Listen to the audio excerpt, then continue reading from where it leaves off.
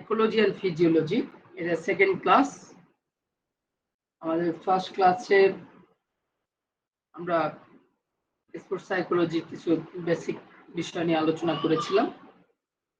আজকের ক্লাসে আমরা ফিজিওলজি, স্পোর্টস ফিজিওলজির গুরুত্বপূর্ণ কিছু বিষয় আমরা আজকের ক্লাসে জানার চেষ্টা করব। সবাই কি ক্লিয়ারলি স্ক্রিনটা দেখতে পাচ্ছেন এবং শুনতে পাচ্ছেন? জি স্যার, শোনা যায় এবং দেখা যায়। Okay, fine, thank you very much. আজকের ক্লাসে আমরা আলোচনা করব ফিজিওলজির কিছু বিষয় নিয়ে। তো ফিজিওলজিটা কি আসলে, বা ফিজিওলজি কাকে বলে, ডেফিনেশন অফ ফিজিওলজি বা হোয়াট ইজ ফিজিওলজি, সেটা আমরা প্রথমে একটু জানার চেষ্টা করি। Okay, physiology is the science that dealing with the study of human body function. Physiology কি? Physiology is the science, physiology হচ্ছে বিজ্ঞান, দ্যাট ডিলিং, যেটা ডিল করে, যেটা কাজ করে, হ্যাঁ, যেটা গবেষণা করে, with the study of human body function, human body function নিয়ে, মানব দেহের যে ফাংশন গুলো আছে সেই ফাংশন নিয়ে কাজ করে।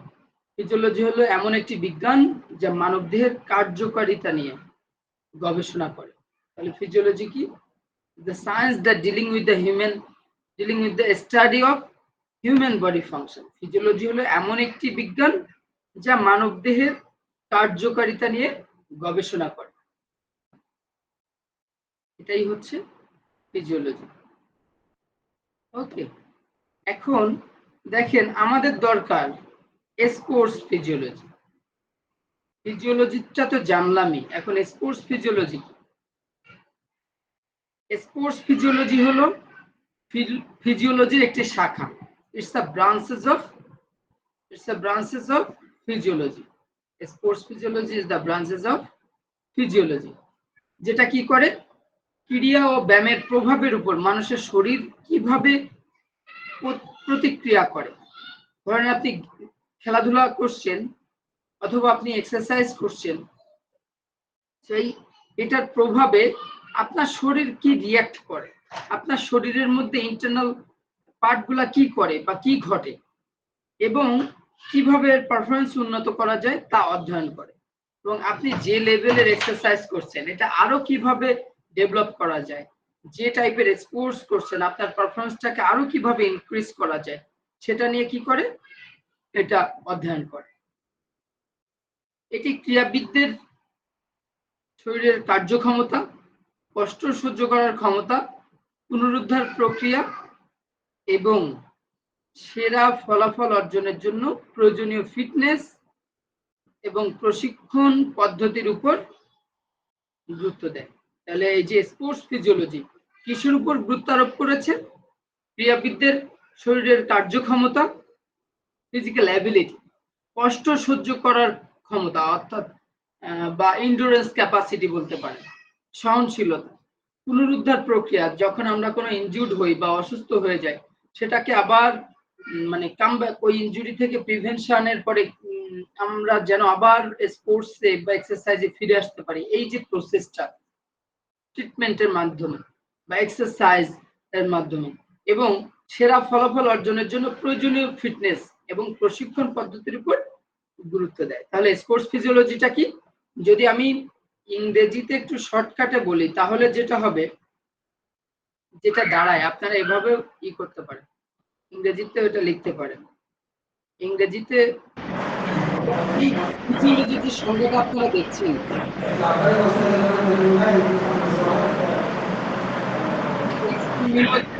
জমাটা শুনতে পাচ্ছেন? একটু মিউট করে রাখুন। ধন্যবাদ। তো আমরা যদি ফিজিওলজির সাথে স্পোর্টস ফিজিওলজিটা একটু রিলেট করি, একটু একইভাবে যদি দেখি তাহলে কেমন হয়?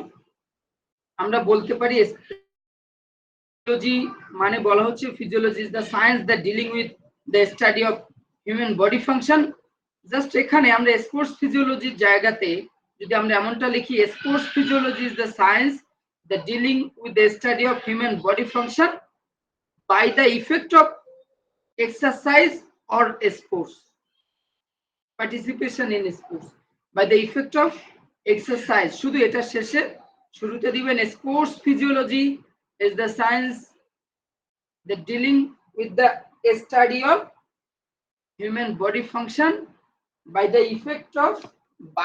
effect of একটু খেয়াল করবেন, by the effect of exercise অর্থাৎ এক্সারসাইজের প্রভাবে, or participation in sports অথবা স্পোর্টসে পার্টিসিপেশনের কারণে মানুষের শরীরের যে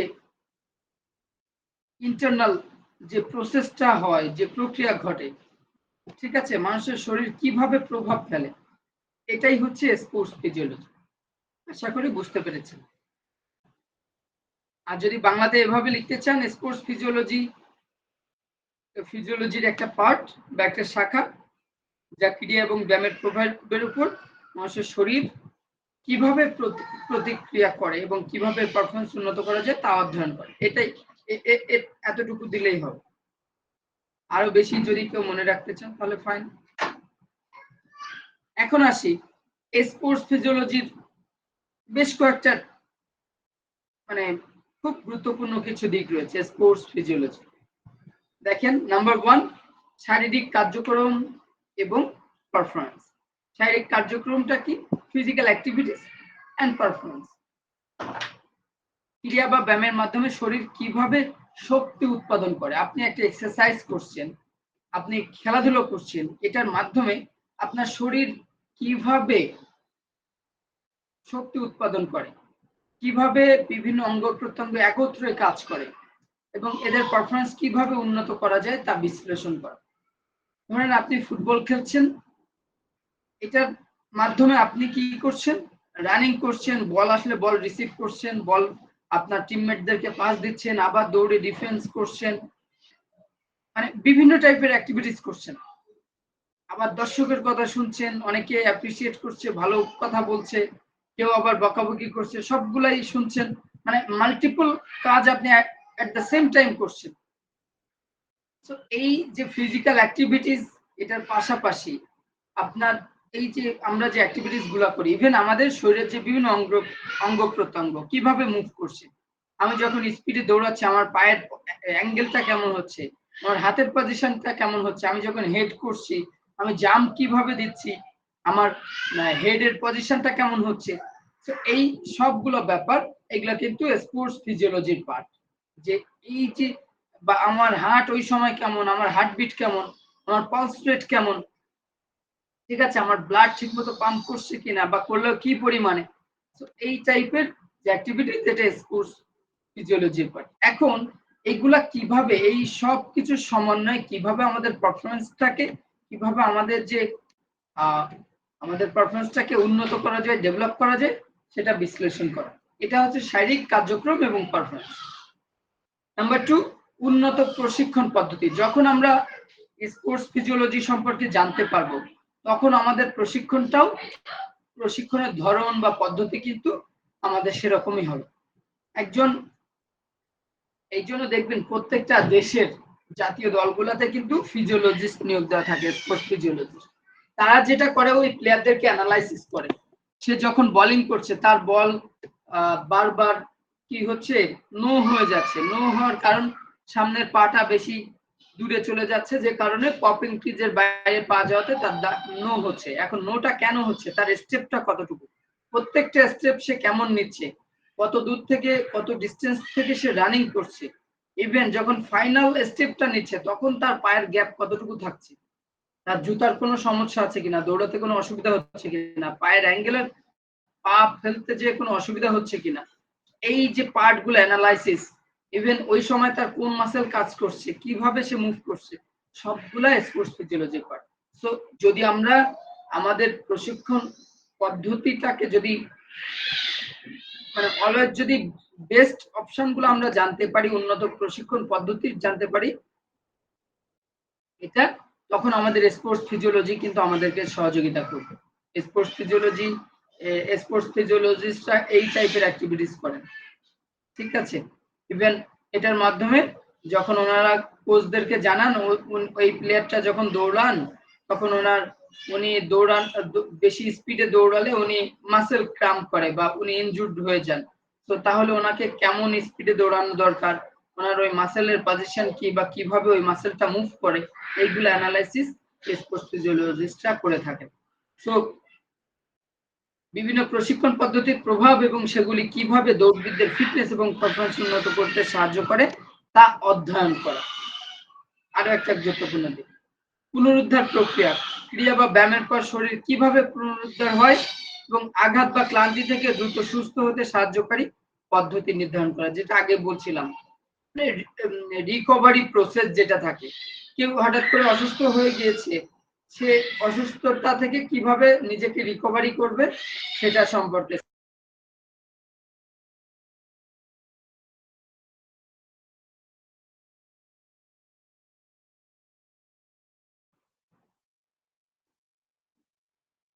তাহলে পুনরুদ্ধার প্রক্রিয়াটা কি বুঝতে পেরেছেন? পুনরুদ্ধার প্রক্রিয়াটা হচ্ছে যখন আমরা ইনজুর্ড হই বা আঘাত পাই এক্সারসাইজ বা স্পোর্টস এর মাধ্যমে, তখন এই দ্রুত সুস্থ হওয়া আমাদের স্পোর্টস ফিজিওলজি আমাদেরকে সাহায্য করে। আমার শরীরের কন্ডিশন কেমন সময় লাগবে, কিভাবে আমি আবার ট্রেনিং স্টার্ট করতে পারবো, ডে বাই ডে আমি কিভাবে আরো ফিট হতে পারবো, স্পোর্টস ফিজিওলজি আমাদেরকে হেল্প করে। পুষ্টি এবং হাইড্রেশন, ক্রীড়াবিদদের সঠিক পুষ্টি এবং জলপান কিভাবে তাদের পারফরমেন্স ও সুস্থতার জন্য গুরুত্বপূর্ণ তা বোঝে। আপনি 1 ঘন্টা রানিং করেছেন, আপনার কি পরিমাণ ক্যালোরি বার্ন হয়েছে, এটা যদি আপনি না বুঝতে পারেন, এটা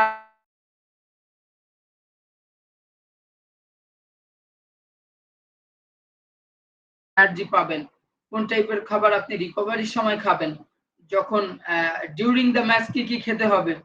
এখন মনে করেন যে বাংলাদেশ আর জিম্বাবুয়ের টেস্ট ম্যাচ হচ্ছে, মাঝখানে একটা ব্রেক দিয়েছে আধা ঘন্টার, প্লেয়ার ওই আধা ঘন্টার ব্রেকে কাচ্চি বিরিয়ানি খাইলো, তাহলে কি সে ভালো পারফর্ম করতে পারবে? নিশ্চয়ই না। এটা তার শরীরে কি ধরনের প্রভাব পড়তে পারে? সে কি করবে? টায়ার্ড হয়ে যাবে, ক্লান্ত ফিল করবে, সে ভালোভাবে দৌড়াতে পারবে না, দৌড়ালে অসুস্থ বোধ করবে, বমিও করতে পারে, তার রেস্ট দরকার হবে। বাট ওই সময়ে কোন টাইপের খাবার খাওয়া উচিত, হাইড্রেশনটা কেমন হতে হবে, এনার্জি ড্রিঙ্কস খেতে পারে, ঠিক আছে, কলা খেতে পারে, মিষ্টি খেতে পারে, এই টাইপের খাবার। স্পোর্টস ফিজিওলজিস্টরা এইগুলো আমাদেরকে হেল্প করে। ক্লিনিক্যাল অ্যাপ্লিকেশন, স্পোর্টস ফিজিওলজির ব্যবহার ক্রিয়া সংক্রান্ত আঘাতের পুনর্বাসন এবং সঠিক ব্যায়ামের মাধ্যমে সুস্থ থাকার উপায় নির্ধারণ করা হয়। এটা কাইন্ড অফ পুনরুদ্ধার প্রক্রিয়ার সাথে।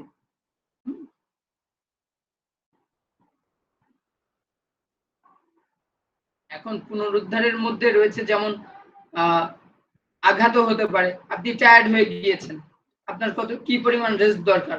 আপনি 90 মিনিটসের ফুটবল ম্যাচ, আপনি দেখা যায় যে 50 মিনিট খুব ভালো খেলেন, তাহলে আপনাকে কোন সময় লাস্ট 50 মিনিট আপনাকে খেলানো যায় সেটা ডিসাইড, আপনার সিচুয়েশন অনুযায়ী ডিসাইড করেছে। এগুলো স্পোর্টস ফিজিওলজির পার্ট। এছাড়াও এটি পারফরমেন্স বিশ্লেষণ, আপনার পারফরমেন্স ভালো হচ্ছে না, আমি বারবার খেলছি, ক্রিকেট খেলছি, আউট হচ্ছি, ভালো খেলতে পারছি না, আমার পারফরমেন্স কেন খারাপ হচ্ছে, এটা আমি ভালো খেলছি, কি কারণে ভালো খেলছি, আমার শরীর কিভাবে কাজ করছে, যখন আমি স্পেস বল ফেস করছি তখন আমার মানসিক অবস্থা কেমন থাকছে, আমার মাসেলগুলা কি করছে, আমার হার্টের অবস্থান কেমন থাকছে, এই টাইপের অ্যানালাইসিস করার মাধ্যমেও কিন্তু পারফরমেন্স ডেভেলপ করা যায়। ক্রিয়ার জন্য মানসিক প্রস্তুতি এবং বিভিন্ন ক্রিয়া ইভেন্টের জন্য শরীরের প্রতিক্রিয়া সম্পর্কে গুরুত্বপূর্ণ তথ্য প্রদান করে কি স্পোর্টস ফিজিওলজি। বুঝতে পারছেন কি সবাই? হ্যালো, সবাই কি বুঝতে পারছেন? জি স্যার। ওকে, ভেরি গুড। এখন আমরা পরের টপিকটাতে আসি। দেখেন, সেল এবং টিস্যু। সেল কি জিনিস কেউ কি বলতে পারবেন? সেল কি? হোয়াট ইজ সেল বা কোষ? সেল বা কোষ কি জিনিস এটা? কে বলতে পারবেন? কেউ কি বলতে চান? হ্যালো, সেল কাকে বলে? What is cell? আর ডেফিনেশন অফ সেল। কেউ মনে হয় বলতে চান না। সবাই কি ক্লাসে আছেন নাকি জয়েন করেই যার যার কাজ করছেন, অ্যাক্টিভিটিস করছেন? সবাই কি আছেন? একটু রেসপন্স করেন। স্যার আছি, স্যার কিন্তু বলতে পারছে না। আমি কথা বললে একটু আপনারা কাইন্ডলি রেসপন্স করবেন, তাহলে আমি বুঝবো যে আপনারা আমার কথা শুনছেন। ওকে, ঠিক আমরা আছে। দেখি সেল কি। দেখেন, cell is the basic unit of all living organisms. Cells are known as the building blocks of life. Cell কি? সেল হচ্ছে basic unit, basic unit of all living organism. Basic unit বলতে মৌলিক একক of all the living organism. আমাদের শরীরে যে সমস্ত living organism গুলো রয়েছে, মানুষের হিউম্যান সেল আমরা যেটাকে বলি, সমস্ত ধরেন মানব দেহের বলেন বা যে কোনো প্রাণীরও হতে পারে, জীবিত প্রাণীর মৌলিক একক সেটা হচ্ছে সেল। আমাদের হতে পারে, পশু পাখির হতে পারে। জীবিত প্রাণীর কোষ হচ্ছে সমস্ত জীবিত প্রাণীর মৌলিক একক। Cell is the basic unit of all the living organisms. এখন cells are known as the building blocks of life. Building blocks, বুঝতে পারছেন টার্মটা? বিল্ডিং ব্লকস, ভিত্তি। সেল বা কোষকে কি বলা হয়? কোষ কি হিসাবে পরিচিত? as the building blocks of life. জীবনের, মানুষের জীবন বা জীবনের বা মূল নির্মাণ উপাদান বা ভিত্তি।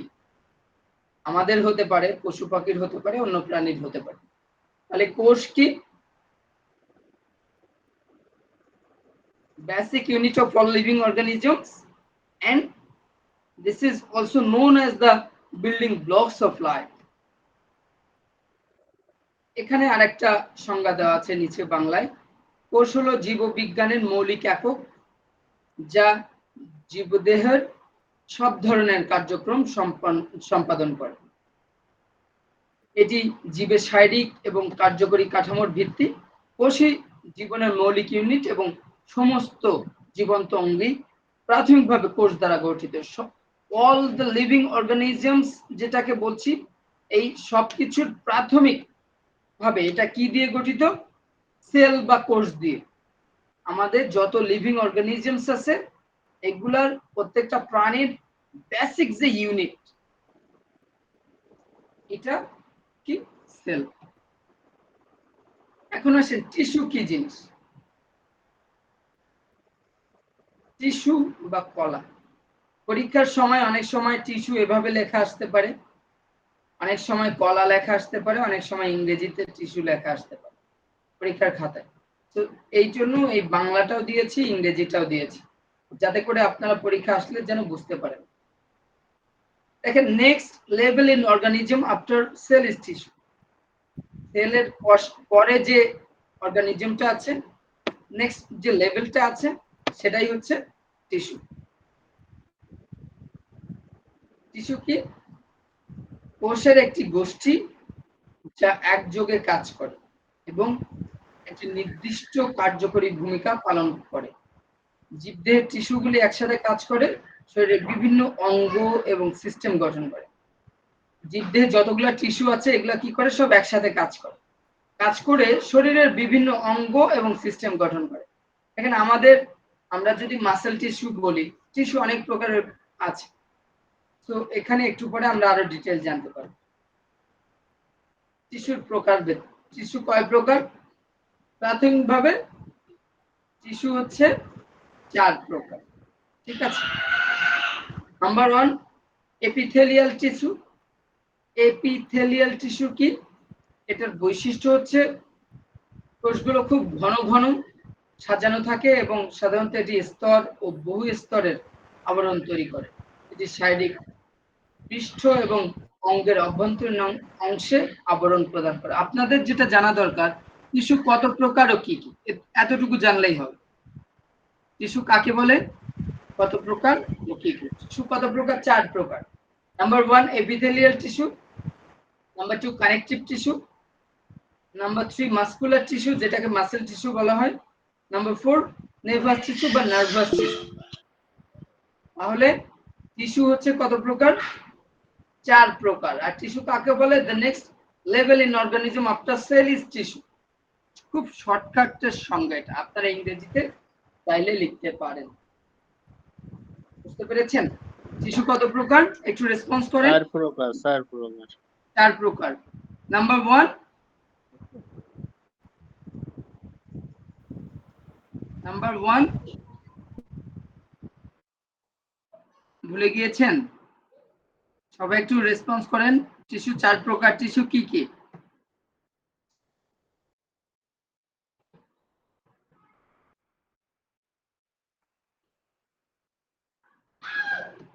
হ্যালো,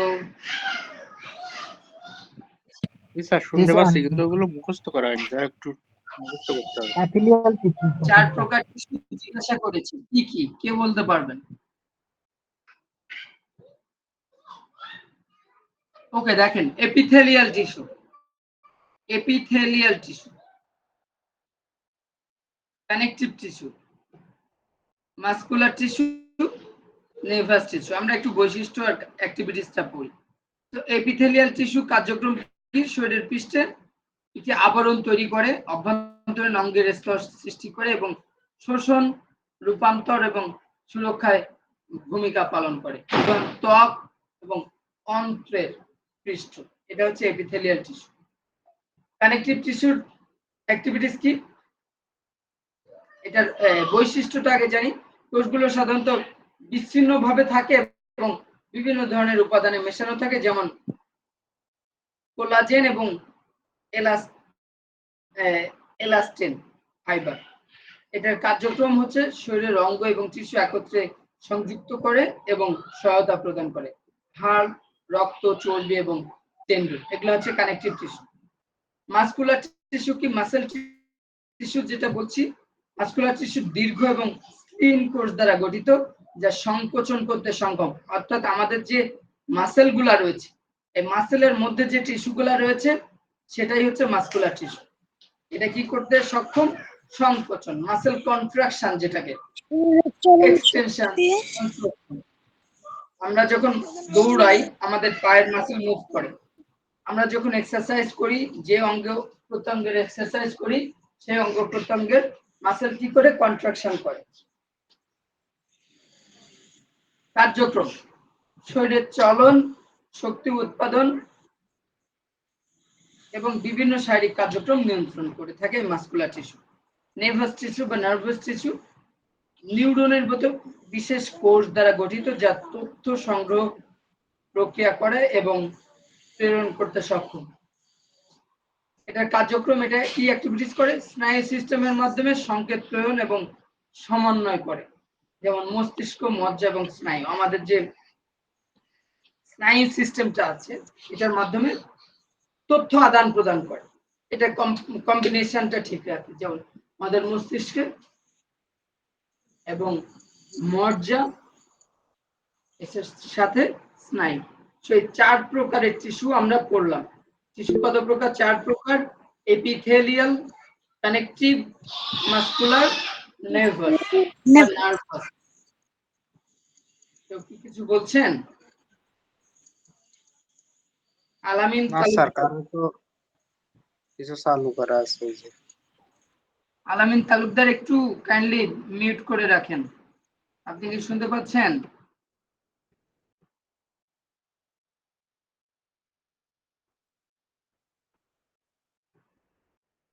ওকে, তাহলে কি বলছিলাম? 4 প্রকার tissue. Number 1 epithelial, number 2 connective, number 3 muscular, আর নাম্বার 4 নার্ভাস টিস্যু। এখন আমরা প্রথমটা একটু দেখি। সেল। সেলের পরে সেল হচ্ছে is the basic unit of all living organisms, that is also known as the building blocks of life. Next level in organism after cell is tissue. There are 4 types of tissue. Number 1, epithelial. Number 2, connective. Number 3, muscular. And then number 4, nervous or nervous tissue. তো এই sell আর tissue সম্পর্কে আমরা এখন টিস্যুর যে প্রধান কাজ, কোন ধরনের কাজ করে টিস্যু? নাম্বার 1, সংযোগ, বিভিন্ন অংশ এবং অঙ্গ একত্রে সংযুক্ত করা, এটা হচ্ছে টিস্যুর 1 নাম্বার কাজ। দ্বিতীয়ত কি? আবরণ, শরীরের অভ্যন্তরীণ ও বাইরের অংশকে আবরণ করে রাখা, এটাও টিস্যুর 1 প্রকারের কাজ। চলন, শরীরের বিভিন্ন অংশের চলন নিয়ন্ত্রণ করা, কিভাবে অ্যাক্টিভিটিস গুলা হচ্ছে কন্ট্রোল করা, এটা হচ্ছে টিস্যুর কাজ। তথ্য প্রক্রিয়াকরণ, স্নায়ুতন্ত্রের মাধ্যমে সংকেত প্রেরণ এবং প্রক্রিয়া করা। আমাদের যখন পায়ে মশা বসে বা হাতের কোথাও বা গায়ে কোথাও মশা বসে, শরীরের কোথাও মশা বসলে আমরা কি করি? আমরা কি সবসময় মশা দেখি? দেখি না, না, অনেক হাত সময় দিয়ে মারি। জি জি, অনেক সময় হাত দিয়ে মশা মারি, সিগন্যাল পাই তাই। এক্স্যাক্টলি, রায়হান হুসাইন ঠিক বলেছেন। অনেক সময় আমরা কি করি? এই মশা দেখবেন অটোমেটিক আমাদের হাত চলে যায়। কিভাবে? এই যে টিস্যুর মাধ্যমে সিগন্যাল আমাদের সেন্ট্রাল নার্ভাস সিস্টেমে চলে যায়, মস্তিষ্কে চলে যায়, ওখান থেকে আমাদের হাতকে সিগন্যাল দেয় যে অমুক জায়গাতে। প্রথমে আমাদের কি হয়? আমরা ধরেন হাতের কোথাও মশা বসেছে, তো আমরা ব্যথা অনুভব করি, কিছু একটা ওখানে বসেছে বা মশার অনুভূতি তো আমরা বুঝি, কিছু একটা কামড়াচ্ছে, মশা কামড়ালে যেটা হয়। কিভাবে বুঝি? ওখানে যে কামড়ানোর পরে ওই মানে আমাদের সেন্সরের মাধ্যমে আমাদের মস্তিষ্কে চলে যায়, দেন ব্রেন থেকে আবার আমাদের হাতকে নির্দেশনা দেওয়া হয় যে মশাটা অমুক জায়গাতে বসেছে, ওটাকে হিট করতে, তাড়িয়ে দিতে অথবা মারতে। তো এর পরপরই আমাদের হাত কিন্তু সেই দায়িত্বটা আবার পালন করে। এই যে প্রসেসটা, এটা হচ্ছে তথ্য প্রক্রিয়াকরণ, এটাও টিস্যুর কাজ। স্নায়ুতন্ত্রের মাধ্যমে সংকেত প্রেরণ এবং প্রক্রিয়া করা, সংকেত প্রেরণ করা এবং প্রসেস করা। টিস্যু জীববিজ্ঞানের একটি মৌলিক অংশ এবং এটি জীবের শরীরের কাঠামো এবং কার্যকারিতা বোঝার জন্য গুরুত্বপূর্ণ। এখন আসেন, তাহলে টিস্যু বুঝতে পেরেছেন নিশ্চয়ই, তাই না? জি স্যার। Very good. শারীরিক সক্ষমতায় ব্যায়ামের প্রভাব, খুবই গুরুত্বপূর্ণ কোশ্চেন, খুবই গুরুত্বপূর্ণ। এটা চাকরির পরীক্ষাতেও আসে, আবার আপনাদের পরীক্ষার জন্য তো খুবই গুরুত্বপূর্ণ। এটার পাশাপাশি চাকরির পরীক্ষাগুলোতেও এই টাইপের কোশ্চেন আসে। শারীরিক সক্ষমতায় ব্যায়ামের প্রভাবটা কি আমরা একটু জানার চেষ্টা করি। ওকে, শারীরিক সক্ষমতার জন্য ব্যায়াম অপরিহার্য। ব্যায়াম না করলে কখনো শারীরিক সক্ষমতা অর্জন সম্ভব নয়। সেজন্য সব বয়সের মানুষের নিয়ম মোতাবেক নির্দিষ্ট ব্যায়াম করা প্রয়োজন। ব্যায়ামের প্রভাবে শরীরের ভিতর বিভিন্ন রকম পরিবর্তন হয়, যা শারীরিক সক্ষমতা বৃদ্ধিতে সহায়তা করে। ব্যায়ামের প্রভাবে শরীরের ভিতর যে পরিবর্তন হয় তা এখানে তুলে ধরা হলো। এটা একটা জাস্ট ব্রড কোশ্চেন টাইপ। দেখেন, হার্টের যে মাসেল থাকে, হৃৎপিণ্ডের যে পেশি থাকে, মাংসপেশি, হৃৎপিণ্ডের যে পেশি থাকে সেটা শক্তিশালী হয় যদি আপনি ব্যায়াম করেন। খেলাধুলা বা ব্যায়াম করলে শরীরের রক্ত চলাচল বেড়ে যায়, ফলে হৃৎপিণ্ডের কর্মক্ষমতাও বৃদ্ধি পায়। কর্মক্ষমতা বৃদ্ধির ফলে হৃৎপিণ্ডের পেশি শক্তিশালী ও নিরোগ হয়।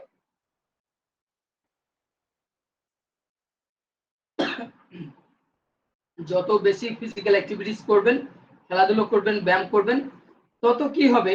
আমাদের শরীরে রক্ত চলাচল বেড়ে যাবে, হৃৎপিণ্ডের কার্যক্ষমতাও বেড়ে যাবে। এটার পাশাপাশি হার্ট কি করবে? হার্ট বা হৃৎপিণ্ড আরো বেশি শক্তিশালী হবে। যত বেশি ব্লাড ওখানে যাবে, অক্সিজেন ক্যাপাসিটি বাড়বে, তত বেশি শক্তিশালী হবে এবং নিরোগ হয়। দেখবেন না যারা এক্সারসাইজ করে, আপনারা রাজশাহীর এক মুরব্বীকে দেখেছেন কিনা ফেসবুকে, 75 ইয়ার্স মেবি ওনার এজ, এখন বডি বিল্ডার, এরকম কোন মানুষের নিউজ দেখেছিলেন কোন সময়? জি স্যার, স্যার, দাড়ি দেখেছিলাম আছে, আমি। সাদা দাড়ি। এক্স্যাক্টলি। স্যার ওনার নিরূপ বলতে কি বোঝাচ্ছে এখানে? জি জি, নিরূপ বলতে কি বোঝাচ্ছে? রোগমুক্ত? নিরোগ। জি স্যার। হ্যাঁ, নিরোগ বলতে বোঝাচ্ছে যে নরমালি ওই টাইপের মানুষ রোগে আক্রান্ত কম হয়, যাদের ফিটনেস ভালো থাকে। তারা কি খুব বেশি রোগে আক্রান্ত হয়ে যায়, বারবার অসুস্থ হয়ে যায় এরকম না, স্বাভাবিকভাবে দেখা যায় তারা তাদের শরীর অন্য সাধারণ মানুষের চেয়ে স্ট্রং, তাদের দেখবেন তুলনামূলক অসুস্থতা কম হয়, এটাই বোঝাচ্ছে রোগমুক্ত।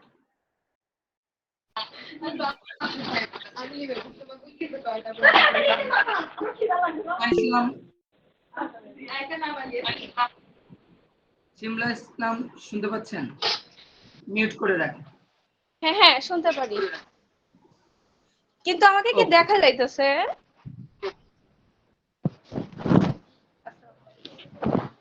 আগে যাচ্ছিল, এখন যাচ্ছে কিনা জানি না। ওকে, নাম্বার 2, হৃৎপিণ্ডের রক্ত সঞ্চালন ক্ষমতা বাড়ে। আমি একটা কিভাবে? ক্লাসে পরে জয়েন। হৃৎপিণ্ডে রক্ত সঞ্চালন করার ক্ষমতা বাড়ে। কিভাবে বাড়ে? একজন সাধারণ মানুষের হৃৎপিণ্ড প্রতি মিনিটে 130 মিলিলিটার রক্ত সঞ্চালন করে। ঠিক আছে, 130 মিলিলিটার, 130 ml প্রতি মিনিটে মানুষের হার্ট রক্ত সঞ্চালন করে। খেলাধুলা বা ব্যায়াম করার সময় রক্ত সঞ্চালন বৃদ্ধি পায়। যখন এই রক্ত সঞ্চালন বৃদ্ধি পায় তখন কি হয়? হৃৎপিণ্ডের সঞ্চালন করার ক্ষমতাও বেড়ে যায়। এতে হৃৎপিণ্ড সবল ও কর্মক্ষম হয় এবং রোগ প্রতিরোধ ক্ষমতা বৃদ্ধি পায়। যদি একটা এক্সাম্পল হিসাবে দিই, আপনাদের আশেপাশে নদী নদী আছে, নদী বা খাল? জি স্যার আছে, কপোতাক্ষ। তাহলে আপনি যশোরের মানুষ। জি স্যার। অনেকে আচ্ছা না থাকলেও তো দেখেছেন, খাল নদী এইসব তো দেখেছেন।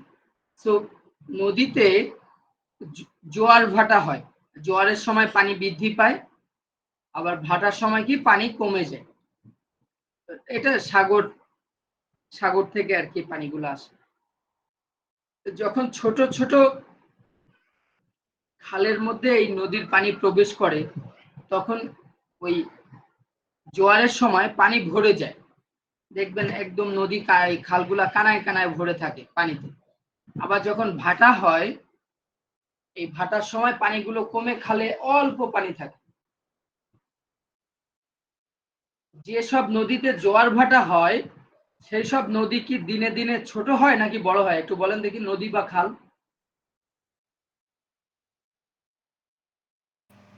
স্যার বড় হয়। যেসব নদীতে দেখবেন জোয়ার ভাটা হয়, দিনে দিনে কি হয়? ওই নদী বা খালের আকার বাড়তে থাকে। কেন বাড়তে থাকে? কারণ ওখানে রেগুলার পানি এন্ট্রি করে, পানি আবার ওখান থেকে চলে যায়, আবার আসে, এরকম বারবার আসতে যাইতে কি হয়? ওই পাড় ভাঙতে থাকে, পাড় ভেঙে ভেঙে বড় হয়ে যায় নদীর আকার বা খালের আকার। ঠিক আছে, তখন ওটা ধারণ ক্ষমতাও বেড়ে যায়। আমাদের হার্টের অবস্থানটা যখন এরকম হয়, যখন ব্লাড সার্কুলেশনটা হয়, আমি এখন বসে আছি, আমার হার্ট যেভাবে রেসপন্স করছে, হার্টে যে পরিমাণ ব্লাড পাম্প করছে, আমি যখন দৌড়াবো তখন কি একই রকম থাকবে? নিশ্চয়ই থাকবে না, আরো বেড়ে যাবে, রাইট? আপনি যখন দৌড়াবেন তখন আপনার হার্টের কার্যক্ষমতা কি করবে? আরো বেড়ে যাবে, পালস রেট বেড়ে যাবে। কারণ কি? রক্ত সঞ্চালনটাও বৃদ্ধি পাবে। তো আমরা যখন এক্সারসাইজ করি এটাই হয়, বারবার অক্সিজেন হার্টে যায়, ব্লাড পাম্পিং এর সাথে সাথে অক্সিজেনও আপ ডাউন করে, যে কারণে এই হার্টটা আরো শক্তিশালী হয়ে যায়, এটার কর্মক্ষমতা, এটার কার্যক্ষমতা আরো বেড়ে যায়, এবং এটা আমাদের রোগ প্রতিরোধ ক্ষমতাও বৃদ্ধি পায় এটার মাধ্যমে। দেখবেন যারা ম্যারাথন দৌড়ায়, আপনারা কেউ কখনো ম্যারাথন দৌড়েছেন?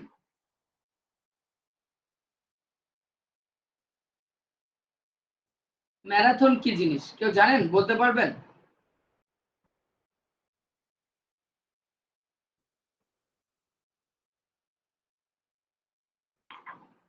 না জানলে নাই, স্যার একটা খেলা না স্যার, আপনার তো ম্যারাথন? অপরাধ না, ঠিক আছে, কিন্তু রেসপন্স করবেন।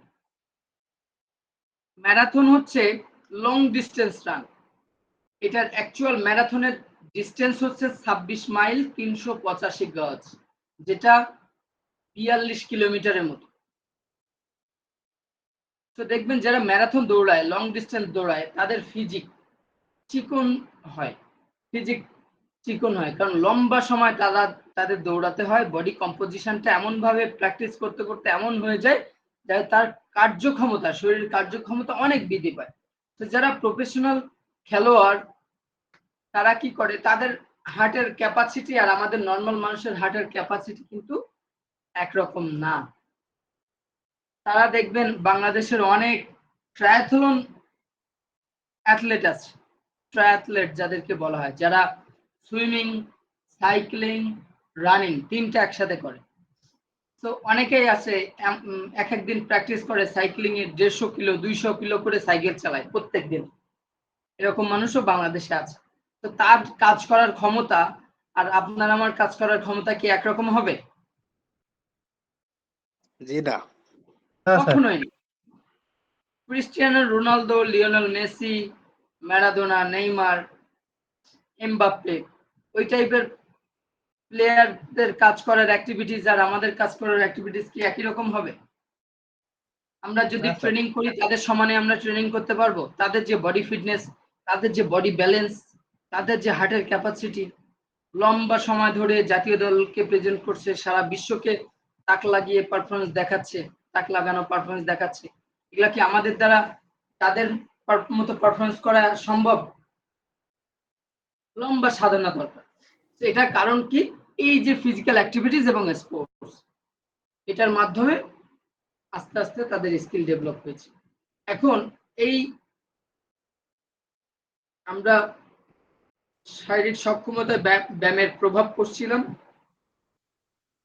3 নাম্বারটা আছে পালস রেট। পালস রেট বৃদ্ধি পায় যখন আপনি, এখন নর্মাল অবস্থা আপনার পালস রেট ধরেন 72 বা তার আশেপাশে, 72-এর আশেপাশে আছে পালস রেট। আপনি যখন দৌড়াবেন, আপনি এখন যদি দৌড়ান, তার পরপরই যদি পালস রেটটা ক্যালকুলেট করেন, দেখবেন 72 নাই, আরো বেশি হয়েছে। কারণ কি? এই যে পরিশ্রম করছেন, আপনার শরীর অ্যাক্টিভ আছে, কাজ করছে, সেটার কারণে আপনার পালস রেটটা, আপনি এক্সারসাইজ বা স্পোর্টস, রানিং, সাইক্লিং, যেটাই বলেন না কেন, এই টাইপের অ্যাক্টিভিটি, ব্যাডমিন্টন খেলছেন, যেটাই করছেন, আপনার শরীর মুভ করছে, হার্ট কাজ করছে, ব্লাড পাম্পিং হচ্ছে হার্টে, অক্সিজেন ক্যাপাসিটি বাড়ছে, pulse rate by this time বৃদ্ধি পাচ্ছে। ঠিক আছে? এই যখন আমাদের পালস রেট বৃদ্ধি পায়, পরিশ্রম করলে বৃদ্ধি পায়, আবার এটা স্বাভাবিক হয়, পুনরায় একটা নির্দিষ্ট সময় পরে স্বাভাবিক হয়। এটার মাধ্যমে কি হয়, আমরা যে ক্লান্ত হই, এই ক্লান্তটা দূর হয়ে যায়। আপনি এখন 1 ঘন্টা দৌড়াচ্ছেন, দৌড়ানোর পরে ধরেন রেস্ট নিলেন, পরের দিন 1 ঘন্টা 5 মিনিট দৌড়ালেন, আবার রেস্ট, তারপরের দিন আস্তে আস্তে আরো বেশি সময় দৌড়ালেন, একটা সময় দেখবেন আপনি 3 ঘন্টা 4 ঘন্টা 5 ঘন্টা করে দৌড়াতে পারছেন। এটার কারণ কি? আমাদের শরীর ডে বাই ডে অ্যাডাপ্টেড হতে থাকে। সো পালস রেটটা বৃদ্ধি পাওয়াটাও ফিজিক্যাল অ্যাক্টিভিটিস অর স্পোর্টস এর মাধ্যমে এটা পজিটিভ সাইন। এটা মানে হার্ট রেট বেড়ে গিয়েছে বা পালস রেট বেড়ে গিয়েছে, এটার জন্য যে আমাদের ক্ষতি হবে তা কিন্তু না।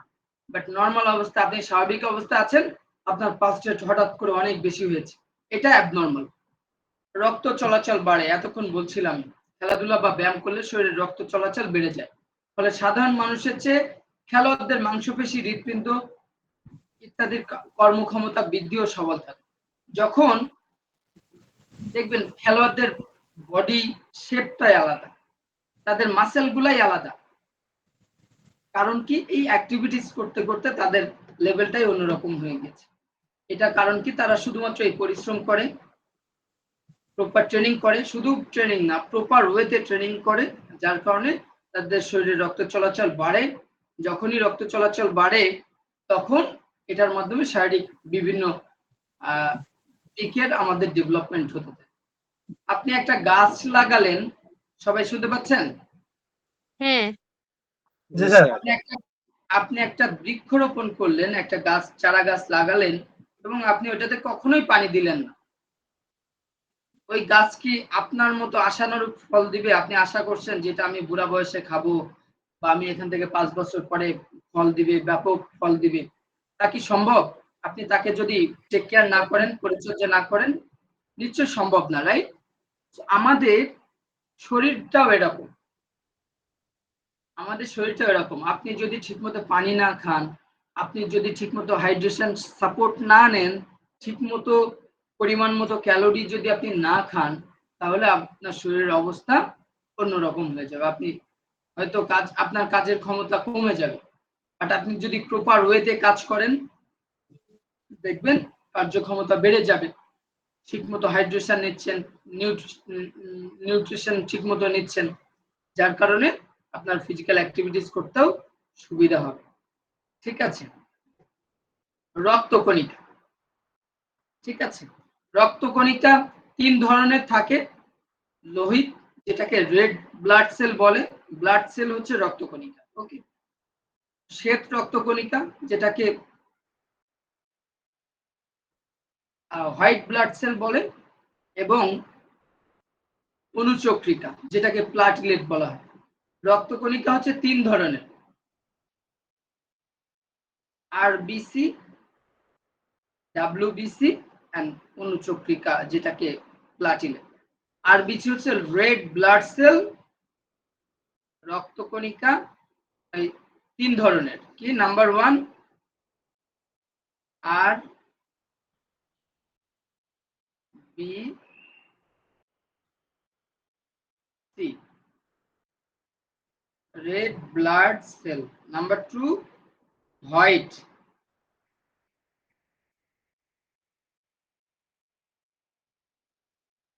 blood cell.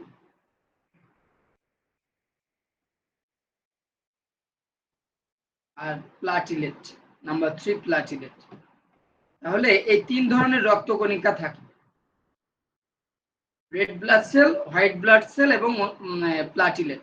রেড ব্লাড সেলটাকে লোহিত রক্তকণিকা বলে, হোয়াইট ব্লাড সেলটাকে বলা হয় শ্বেত রক্তকণিকা, এবং অনুচক্রিকাকে বলা হয় প্লাটিলেট ইংরেজিতে। এখন লোহিত রক্তকণিকা সংখ্যা সবচেয়ে বেশি থাকে রক্ত 1 ঘন মিলিলিটার রক্তে পুরুষদের রক্তের ক্ষেত্রে প্রায় 50 লক্ষ এবং মহিলাদের ক্ষেত্রে প্রায় 45 লক্ষ লোহিত রক্তকণিকা থাকে 1 ঘন মিলিলিটার। পুরুষের ক্ষেত্রে 50 লাখ প্রায়, মহিলাদের ক্ষেত্রে প্রায় 45 লাখ। এটার কাজ কি? এই যে রেড ব্লাড সেল বা লোহিত রক্তকণিকার কাজ কি? এটা মানুষের রক্তে সবচেয়ে বেশি থাকে। এটা অস্থি মজ্জায় উৎপন্ন হয়, হাড়ের যে মজ্জাগুলো আছে না, এখানে উৎপন্ন হয়। 120 দিন পর প্লীহায় নষ্ট হয়, 120 দিন পরে এটা নষ্ট হতে থাকে। বাট যদি আপনি এক্সারসাইজ করেন, যদি আপনি কি করেন, স্পোর্টসে অংশগ্রহণ করেন বা এক্সারসাইজ করেন, তাহলে কি হবে? এই যে 120 দিন পর এটা নষ্ট হয়, এটা আরো লং টাইম থাকবে এবং এটার কি হবে, আরো এই যে 50 লক্ষ বা 45 লক্ষ, এটার চেয়েও আরো বেশি রক্ত কণিকা আরো বেশি উৎপন্ন হয়, বা এটার সংখ্যা আরো বেশি বেড়ে যায়, সেই সাথে এটা বেশি দিন বাঁচে। এটি হিমোগ্লোবিনের সহায়তায় দেহের বিভিন্ন অংশে অক্সিজেন সরবরাহ করে এবং শরীরের তাপমাত্রা নিয়ন্ত্রণ করে। আমাদের যে বডি টেম্পারেচার এটাকে কন্ট্রোল করে এই যে লোহিত রক্তকণিকা, এবং বিভিন্ন অংশে অক্সিজেন সাপ্লাই করে। বুঝতে পেরেছি? জি স্যার। আচ্ছা, শ্বেত রক্তকণিকাটার কাজ কি? আমাদের শরীরে শ্বেত রক্তকণিকার সংখ্যা অনেক কম। এটা 1 মিলিলিটার রক্তে 6 থেকে 8,000 শ্বেত রক্তকণিকা থাকে। এরা বর্ণহীন, নিউক্লিয়ার যুক্ত, এটার কোনো বর্ণ নাই, কালার নেই। সাধারণত 12-13 দিন বেঁচে থাকে। সাউন্ড আসছে, আলামিন তালুকদার শুনতে পাচ্ছেন? সাউন্ড আসছে। মাহবুবুর, এমডি মাহবুবুর, একটু কাইন্ডলি মিউট করে রাখেন। ওকে, আপনার ভিডিও 1 আছে, মিউট করে রাখেন। এটা 1 মিলিলিটার 6 থেকে 8,000 শ্বেত রক্তকণিকা থাকে। এটা কি, আপনি ছোট ছোট টার্মগুলো মনে রাখবেন। শ্বেত রক্তকণিকা 6 থেকে 8,000 থাকে 1 মিলিলিটারে। এটা বর্ণহীন, নিউক্লিয়াস যুক্ত, 12-13 দিন বেঁচে থাকে। ব্যায়াম করলে আরো বেশি দিন বাঁচে এবং সংখ্যায় বেড়ে যায়। খুব সহজ, সবকিছুতেই বেশি দিন বাঁচে।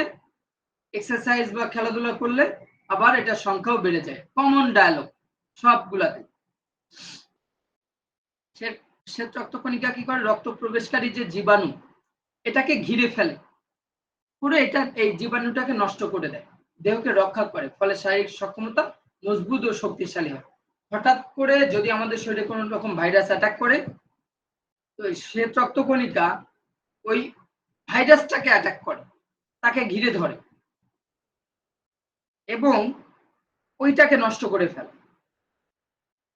যার কারণে আমাদের শরীর আরো মজবুত এবং শক্তিশালী হয়। অনুচক্রিকার কাজ কি? প্লাটিলেট, এটা এখানে একটু টাইপিং মিস্টেক আছে, মিনু হয়ে গিয়েছে, এটা অনুচক্রিকা। এটা অনেকটা ডিম্বাকার, অর্থাৎ ওভাল শেপের, ডিস্কের মতো দেখতে। দেহের বৃহদাকার কোষ, দেহের যে বড় বড় কোষ, এই কোষগুলো ভেঙে অনুচক্রিকার সৃষ্টি হয়। দেহের কোনো স্থানে ক্ষত হলে সেখানে 3 মিনিটের মধ্যে রক্ত জমাট বাঁধতে সাহায্য করে। দেখবেন আমাদের কোনো জায়গায় কেটে গেলে বা আমরা যখন আঘাত পাই, দেখবেন রক্ত জমাট বেঁধে যায়, তাই না? এটা রক্ত জমাট বাঁধাটা যে খারাপ তা না, এটা কিন্তু ভালো। অনুচক্রিকা এটাকে হেল্প করে। রক্ত যদি জমাট না বাঁধে তাহলে এই ব্লাডটা কি হয়ে যায়, ধরুন আপনার কেটে গিয়েছে, এখন রক্ত জমাট না বাঁধলে ঝরে যাবে জি রক্ত। জি জমাট না বাঁধলে রক্ত তো ঝরেই যাবে। এক্স্যাক্টলি। আমাদের শরীরে যখন হঠাৎ করে মাথা ফেটে গিয়েছে, রক্ত যদি জমাট না বাঁধে তাহলে মাথা থেকে, আমাদের শরীর থেকে রক্ত বেশি বেশি বের হয়ে যাবে। তো এই অনুচক্রিকা প্লাটিলেট আমাদেরকে এটা সহায়তা করে রক্ত জমাট বাঁধতে। ঠিক আছে, এরপরে আরো কিছু বেনিফিটস আছে। 6 নাম্বার পয়েন্টটা শ্বাস প্রশ্বাস, রেসপিরেশন, আগের গুলোর সাথে সিমিলার। খেলাধুলা ও ব্যায়াম করার সময় ঘন ঘন শ্বাস প্রশ্বাস আমরা গ্রহণ করি, যার কারণে অক্সিজেন গ্রহণ এবং কার্বন ডাই অক্সাইড রিলিজ করার ক্ষমতাটাও বেড়ে যায়, বেশি বেশি হয় ঘন ঘন হওয়ার কারণে। এটার ফলে আমাদের বুকটাকে, আমাদের চেস্ট প্রসারিত হতে থাকে, যার ফলে শারীরিক সক্ষমতা বৃদ্ধি পায়। মাংসপেশি, মাসেল, শরীরে বিভিন্ন ধরনের মাংসপেশি থাকে। খেলাধুলা ও ব্যায়ামের ফলে মাংসপেশি সংখ্যায় বাড়ে না, তবে আকৃতিতে বড় হয়। দেখবেন যারা জিম করে, যারা এক্সারসাইজ করে, তাদের মাসেল গুলা কি একটু হেভি মাসেল থাকে না নর্মাল মানুষের চেয়ে? কারণ কি, এই যে অ্যাক্টিভিটিস করে এটা। এখন তার কি একটা জায়গায় 10টা মাসেল ক্রিয়েট হয়? তা কিন্তু হয় না। বাট যে মাসেলটা আপনার বাইসেপ আছে, আমার বাইসেপ আছে, যে এক্সারসাইজ আপনি যদি করেন আপনার বাইসেপের আকার বাড়বে, ওটার কার্যক্ষমতা বেড়ে যাবে, এটাই। বাট আপনার একটা জায়গায় 4টা বাইসেপ হবে না।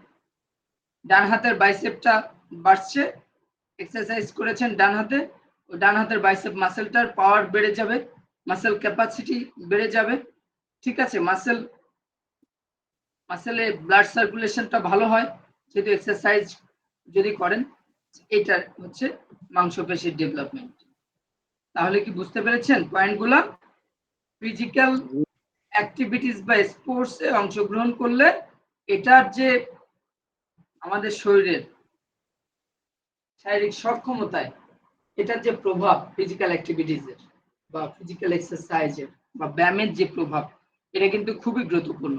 আমি আপনাদের প্রত্যেকটা শীটে প্রত্যেকটা কোশ্চেনে দেখবেন পয়েন্ট আকারে দিয়েছি, যাতে করে আপনারা শুধু পয়েন্টগুলো পড়লেও বুঝতে পারেন বা আপনাদের জন্য মুখস্থ করতে সুবিধা হয়। খেয়াল করে দেখেন শারীরিক সক্ষমতায় ব্যায়ামের প্রভাব, এখানে কতগুলো পয়েন্ট দিয়েছি, একটু কেউ একজন পড়বেন। কে পড়তে চান?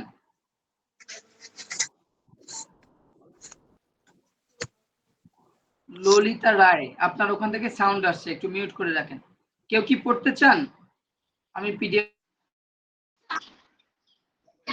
দেখাচ্ছি, এই পয়েন্টগুলো একজন পড়বেন। কে পড়বেন?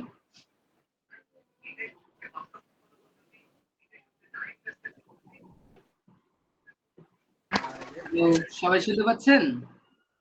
জি স্যার। জি স্যার শুনতে পাচ্ছি। স্যার একটু সামারি করে আলোচনা করুন। রায়হান হোসেন, সামারি করে রায়হান হোসেন একটু পড়াই দিন। শারীরিক সক্ষমতার ব্যায়ামের যে প্রভাব, এখানে যতগুলো পয়েন্ট আছে জাস্ট পয়েন্টগুলো পড়বেন, 1-2 করে যে পয়েন্টগুলো আছে। শুনতে পাচ্ছেন? স্যার শারীরিক, আবার বলছি, শারীরিক সক্ষমতায় ব্যায়ামের প্রভাব, অর্থাৎ আমাদের শরীর ব্যায়াম করার মাধ্যমে আমাদের শরীর যে ভালো থাকে, শরীরের সক্ষমতাটা বেড়ে যায়। এই আমাদের শরীরের সক্ষমতা বাড়াতে ব্যায়াম কি ধরনের গুরুত্বপূর্ণ ভূমিকা পালন করে? কোন টাইপের গুরুত্ব? স্যার একটা কথা বলবো? জি জি। স্যার আমি একটা কথা জিজ্ঞেস করতেছি, আজকে আজকের ক্লাসে কি এইখান থেকে শুরু করছেন? ক্লাস শুরু হয়েছে 8টার সময়। আপনি কয়টার সময় না এসেছেন? স্যার, আমি বলতেছি যে শারীরিক ব্যায়ামের প্রভাব এইখান থেকে কি ক্লাস শুরু হয়েছে? না, ক্লাস আরো আগে থেকে শুরু হয়েছে। আগের একটু এইগুলো স্ক্রিপ্ট গুলো একটু দেখাইতে পারবেন? আমি পরে জয়েন হয়েছি তো। আর পরে আচ্ছা, পিডিএফ দিয়েছে, ওইটা দেখে আচ্ছা, নিন। পিডিএফটা অলরেডি দেওয়া আছে আপনাদের গ্রুপে। পিডিএফটা অলরেডি দেওয়া আছে, আর আমি দেখাবো। আসছে না। আচ্ছা, আমি দেখাবো, সমস্যা নাই, দেখাবো। আমি বলি, আপনারা হয়তো বা অনেকে আনইজি ফিল করছেন বলতে। শারীরিক সক্ষমতায় ব্যায়ামের যে প্রভাব, আমাদের হার্টের মাসেল যেগুলো আছে বা হৃৎপিণ্ডের পেশি শক্তিশালী হয়, হৃৎপিণ্ডে রক্ত সঞ্চালন করার ক্ষমতা বেড়ে যায়, পালস রেট বৃদ্ধি পায়, রক্ত চলাচল বাড়ে, রক্তকণিকা এগুলাকে কি করে, বেশি বেশি রক্তকণিকা তৈরি করে এবং এটার মাধ্যমে এক্সারসাইজের মাধ্যমে সেই রক্তকণিকা গুলা কি করে, বেশি দিন বাঁচে। রক্তকণিকা 3 ধরনের রয়েছে: লোহিত রক্তকণিকা, শ্বেত এবং অনুচক্রিকা, যেটাকে red blood cell, white blood cell এবং অনুচক্রিকা বলছে। এরপরে রেসপিরেশন ডেভেলপ, আমরা যদি এক্সারসাইজ বা ব্যায়াম করি বা খেলাধুলায় অংশগ্রহণ করি, তাহলে আমাদের রেসপিরেশন যে প্রসেসটা রয়েছে সেটা ডেভেলপমেন্ট হয়, শ্বাস প্রশ্বাসে। এরপরে মাসেল ডেভেলপ করে, ফিজিক্যাল অ্যাক্টিভিটিজ আর স্পোর্টসে পার্টিসিপেট করলে মাসেল ডেভেলপ করে। এই পয়েন্টগুলা মনে রাখবেন সবাই, ঠিক আছে? আজকের ক্লাসে শুরু থেকে যেটা ছিল, আজকের ক্লাসের শুরুতেই ছিল কি, আমরা কোন কোন বিষয় নিয়ে আলোচনা করেছি? ফিজিওলজি নিয়ে আলোচনা করেছি। ফিজিওলজি কি জিনিস সেটা জেনেছি, স্পোর্টস ফিজিওলজি সেটাও আমরা জেনেছি। সবাই শুনতে পাচ্ছেন? সামারিটা যদি একটু জি বলি, স্যার শুনতে পাচ্ছি। আজকের ক্লাসের সামারিটা যদি একটু বলি, আমরা what is physiology, then what is sports physiology, or define sports physiology, definition of sports physiology, same. Sports physiology কাকে বলে? স্পোর্টস ফিজিওলজির মূল কিছু দিক রয়েছে, সেগুলো আমরা দেখেছি যে স্পোর্টস ফিজিওলজি আসলে কি করে, ঠিক আছে, কোন টাইপের কাজগুলো করে।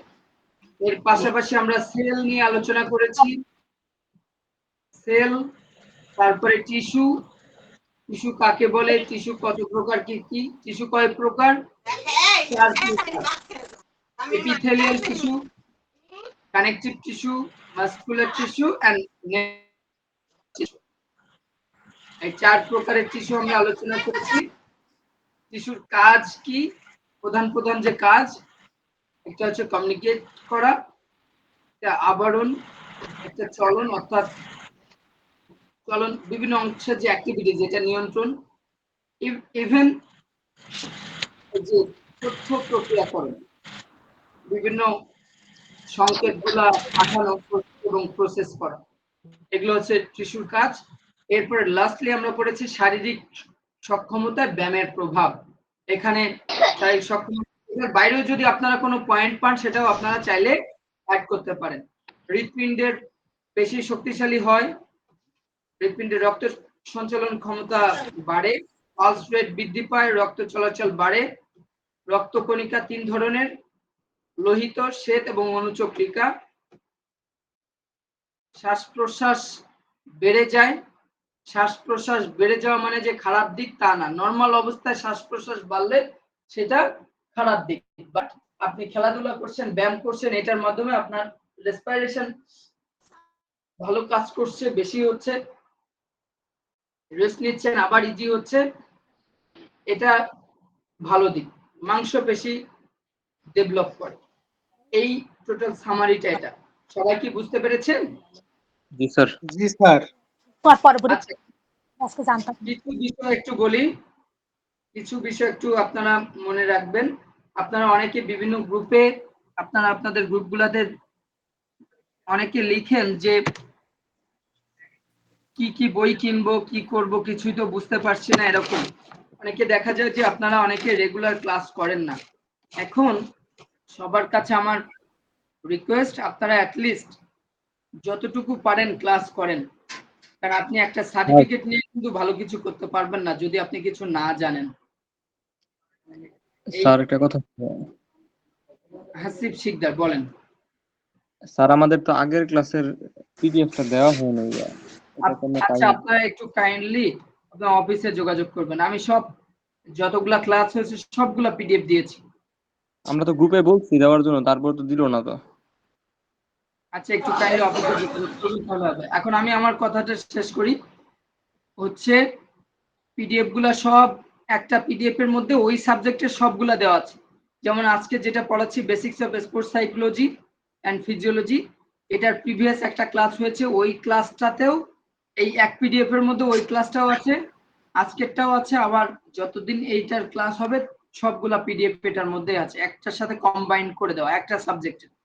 আপনারা অনেকে কোশ্চেন করছেন কি কি বই কিনবো, আমি বলেছি কোনো বই কেনা দরকার নাই, অযথা টাকা নষ্ট করার দরকার নেই।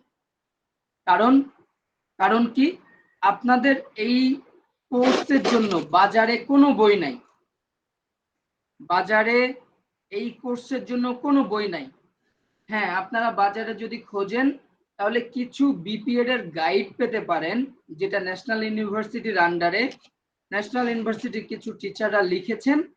এই বইয়ের ফ্রন্ট পেজে লেখা থাকতে পারে এরকমটা যে বিপিএড এবং কারিগরি শিক্ষা বোর্ডের অধীনে advance certificate course in physical education, এটার জন্য এই বইটি প্রযোজ্য, এরকম কিছু লেখা দেখতে পারেন। এবং সেটা দেখে আপনারা অনেকেই কি করেন, ভুলবশত ওই বইগুলা কিনে দেখবেন আপনার সিলেবাসের সাথে কোনো মিল নাই, কোড নাম্বার মিল নাই, আপনার কোশ্চেনের সাথেও ওই কোশ্চেন প্যাটার্নই মিল নাই, আপনার যে টপিকগুলো পড়ছেন সিলেবাসের সাথে কিছুই মিল পাবেন না। তখন কি হবে, আরো মানে ডিপ্রেশনে চলে যাবেন। তো আমি এর আগের ব্যাচগুলাতেও বলেছি, আগের ব্যাচেও সবাইকে নিরুৎসাহিত করেছি বই না কেনার জন্য, আপনাদেরকেও বলছি আগের ব্যাচের এই পিডিএফটাই, আমার পিডিএফটাই সবকিছু কভার করেছে, কারণ এই পিডিএফটা বানানোই আপনাদের সিলেবাস দেখে সিলেবাস মেনটেন করে এই পিডিএফটা বানানো।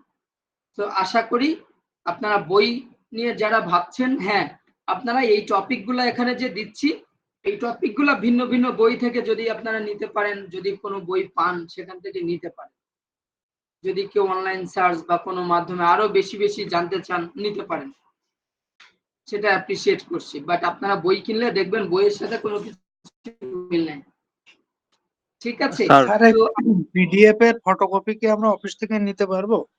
হ্যাঁ, অফিসে কথা বলবেন, অফিসে নিশ্চয়ই কথা বলবেন, অফিস থেকে আপনাদের অনেক দেওয়ার সময় হয় ব্যবস্থা করুন। পিডিএফ হারিয়ে যায়, খুঁজে পাওয়া যায় না, ফোনে থাকলে Exactly. ডিলিট। এজন্য আমাদের ফটোকপি থাকলে ওটা খুব ভালো হয় পড়ার জন্য। আচ্ছা, আপনাদের প্রত্যেকটা অফিসে এই পিডিএফ গুলো আছে, বুঝতে পেরেছেন? প্রত্যেকটা অফিসে এই পিডিএফ গুলো দেওয়া আছে। এই পিডিএফ গুলো সব আমার তৈরি করা। আপনারা আচ্ছা যদি আচ্ছা, অন্য এবং এ টু জেড সিলেবাস ধরে ধরে আপনি তৈরি করেছেন, এবং এর ভিতর থেকে আসবে, বাইরে থেকে একটা আসবে না, আসার সম্ভাবনা নেই, তাই আচ্ছা, তো স্যার? বাইরে থেকে আসবে না এটা বলি নাই আমি, এর ভেতর আচ্ছা থেকেই আসবে, বাইরে থেকে আসবে না এটা বলি নাই। আমি বলেছি এই যদি সিলেবাসের মধ্যে থেকে আসে তাহলে এটার মধ্যে পাবেন। এখন তাহলে স্যার কেউ যদি সিলেবাসের বাইরে থেকে কোশ্চেন করে তাইলে সেটা কিছু করার নাই। আমার কথা বুঝতে পেরেছেন? তো নরমালি এটা আমার আপনাদের একটা প্রশ্ন ছিল। বাইরে থেকে হয় না, আমি কোশ্চেন নিব। নরমালি বাইরে থেকে হয় না, দুই একটা টার্ম থাকে যে এটা রিলেটেড, এটার কাছাকাছি